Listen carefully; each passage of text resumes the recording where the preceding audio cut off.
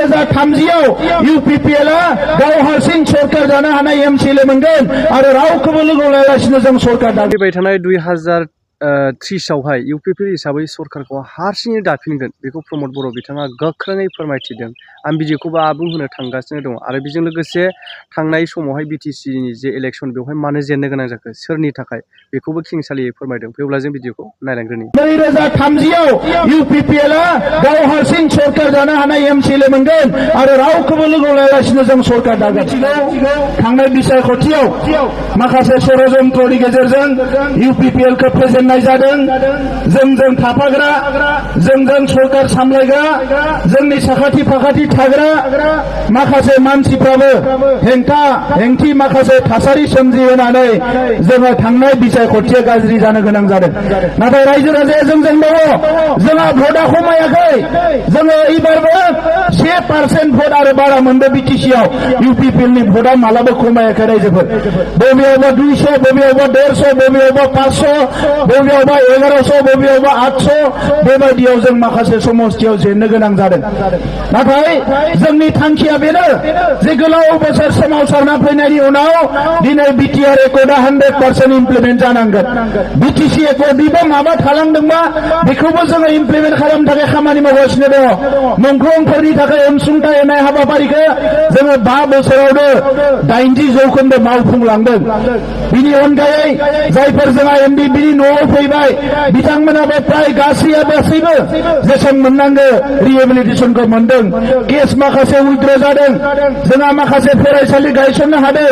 सनितपुर बिश्वनाथ गामिफोरखौ सोनो हादों। दा फैबाय थानाय समाव जोङो आरोबाव जोंहा सानै लकसभायाव सासे आरो रायजोसभायाव सासे MP दङ। MLA 7 जन दङ आरो बे गासैबो लोगो नांनानै थांनाय 5 बोसोर हारिनि थाखाय खामानि मावदों। फैबाय थानाय समावबो जि थांखिखौ लानानै UG ब्रह्म बिथाङा दादोंमोन जे बेवहाय रायजो जानाय हारिफोरनि खामानि मावनो आरो बर' माहारिनि खामानि मावनो। दा जोंनि हारिनि थाखाय बिथाङा मन्त्रि जाहैनानै सोलोंथाइनि बिथिङाव गुबुन गुबुन बिथिङाव गोबां आसाम एसेम्ब्लियाव खामानि मावनो हादों। जौगानायनि थाखायबो गोबां आसनि लानो हादों। दिनै लामानि आसनि, सेरिकालचारनि आसनि, बहाबा स्टेडियाम गायसननाय, दैमा खुरख'नाय बायदिसिनाफोरखौ गोबां खामानि मावनो हादों। हारिनि थाखायबो मावदों, राव थुनलाइ जौगानायनि थाखायबो मावदों, सोलोंथाइ जौगानायनि थाखायबो मावदों। BTCआवनो जा, आसामावनो जा, दिल्लीयावनो जा। दा नंखायनो नोंथांमोना नुदों 17 बोसोराव दिल्लीयाव मुसुखा गायसननो हायाखैमोन बड'फानि। जोंनि समाव जों मुसुखा गायसनहैदों। लामा बानायहैदों बड'फानि मुङाव आरो गोबां खामानि जों जायफोरखौ आखायाव लादों बे मोनफ्रोमबो खामानिखौ जों मावफुंजोबदों। आइजोफोरनि मुङाव मोजां मोजां जों आसनि बानायदोंमोन। बे आसनिफोरखौ बिथांमोना दानजोबनानै होबाय।